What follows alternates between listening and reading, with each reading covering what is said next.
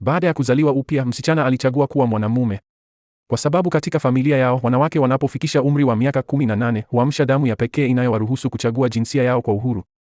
Katika maisha yake yaliyopita, msichana huyo, ili awe na mpenzi wake, alipuuza maombi ya wazazi wake na wanachama wa ukoo. Aliamua kuwa mwanamke na kuolewa na mpenzi wake.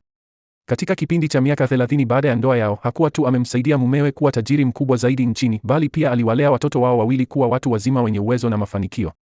Bila kutarajia, katika siku yake ya kuzaliwa ya 50, mume wake na watoto wake walimua kwa keki iliyotiwa sumu. Yote hayo ni kwa sababu mume alimchukia kwa kumtenganisha na mpenzi wake wa kwanza hapo zamani. Ili kulipa deni alilohisi anadaiwa na mpenzi wake wa kwanza kwa miaka mingi, watoto hao wawili kwa hiari yao walimtambua mpenzi huyo wa kwanza kama mama yao wa ubatizo. Mwishowe, mwanamke huyo alifumba macho yake kwa masikitiko na kutokuridhika. Alipofumbua macho yake tena, alikuwa amezaliwa upya na kurudi katika siku ya miaka 30 iliyopita wakati damu yake ilipoamka. Akiwa amejifunza mafunzo kutoka kwa maisha yake yaliyopita, safari hii msichana hakusita kuchagua kuwa mwanamume. Siku 7 baadaye, msichana huyo angebadili jinsia yake kabisa. Kabla ya hapo, alimwomba kiongozi wa ukoo kuweka jambo hilo siri kwa wakati huo. Wakati huo, mpenzi wake aliyekuwa mbali alikuwa tayari amesubiri kwa muda mrefu. Mara tu sherehe ya msichana huyo ilipoisha, mpenzi wake hakuweza kusubiri kumwendea. Alichukua hatua ya kupendekeza kufanya mkataba na msichana huyo ili waweze kuwa pamoja milele. Msichana huyo alishtuka mara moja aliposikia jambo hili kwa sababu katika maisha yake yaliyopita, mpenzi wake hakuwa amechukua hatua ya kufanya mkataba naye. Inaonekana mpenzi huyo pia alikuwa amezaliwa upya. Ni kwa sababu tu alijua kwamba kulingana na sheria za ukoo, mara tu msichana anapofanya mkataba na mtu, hawezi kuubatilisha kwa maisha yake yote yaliyobaki. Akiutazama uso wa mpenzi wake uliokuwa na shauku, msichana huyo alikubali bila kusita. Kisha kiongozi wa ukoo akawaongoza wawili hao hadi kwenye jumba la mababu. Kabla ya mkataba huo kufungwa, kiongozi wa ukoo alimuuliza mpenzi huyo mara kwa mara ikiwa amefikiria vizuri. Akiona kwamba mpenzi huyo ameshaamua, kiongozi wa ukoo alitupa nywele zao zote mbili kwenye chombo cha mkaa. Wakati huo, tabasamu hafifu la uovu lilionekana kwenye kona ya mdomo wa msichana huyo. Kwa sababu kile alichokuwa amejifunga nacho kwa mpenzi huyo hakikuwa mkataba wa ndoa. Siku iliyofuata, mpenzi huyo hakuweza kusubiri kuwapata wazazi wa msichana huyo ili kujadili ndoa. Hakuwa amevaa tena tabia yake ya awali ya unyenyekevu na kujipendekeza. Alimwamuru msichana huyo kuhamisha nyumba na akiba zilizo chini ya jina lake kwenda kwenye jina lake la mume.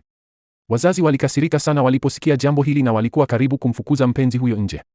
Mpenzi huyo alitangaza kwamba yeye na msichana huyo walikuwa tayari wamefanya mkataba.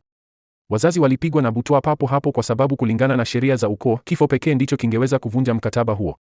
Chini ya shinikizo la sheria za ukoo, wazazi waliweza tu kutazama msichana akihamisha mali zake 16, maduka 70 na dola milioni 600 za akiba kwenda kwenye jina la mpenzi wake. Baada ya msichana kukamilisha uhamishaji wa mwisho, alama za magamba ya nyoka zilionekana kwenye mkono wa mpenzi wake. Alimuuliza msichana huyo kwa hofu kuwa ni nini. Msichana alimtuliza asijali na kusema kuwa roho ya nyoka ilikuwa ishara ya tambiko hilo.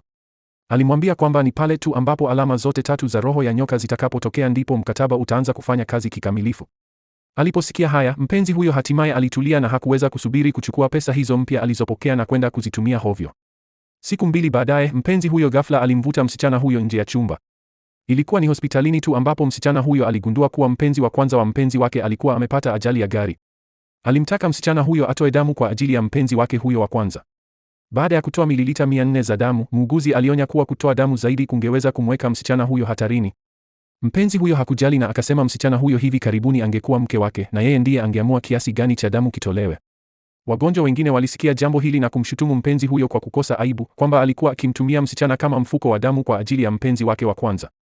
Licha ya pingamizi za watu waliokuwa karibu, msichana huyo alibaki bila kuguswa na akasisitiza muuguzi aendelee kutoa damu. Kwa sababu wakati huo, gamba la pili la nyoka kwenye mkono wa mpenzi wake lilikuwa likitokea polepole. Baada ya jumla ya mililita 1000 kutolewa, msichana huyo alizimia. Ili kuhakikisha kupona kwa mpenzi wa kwanza, siku chache baadaye mpenzi huyo alimleta mwanamke huyo kuishi kwenye jumba lao la kifahari villa. Mpenzi huyo wa kwanza, ili kumdhalilisha msichana huyo, alikuja makusudi kumkejeli. Msichana hakukasirika hata kidogo kwa sababu mradi tu amemsaidia mpenzi huyo kutimiza matakwa yake ya mwisho, mkataba wao ungekamilika kabisa. Usiku huo, mpenzi huyo alijifanya kuomba radhi na kumletea msichana glasi ya maziwa. Baada ya kuyanywa, msichana huyo alizimia.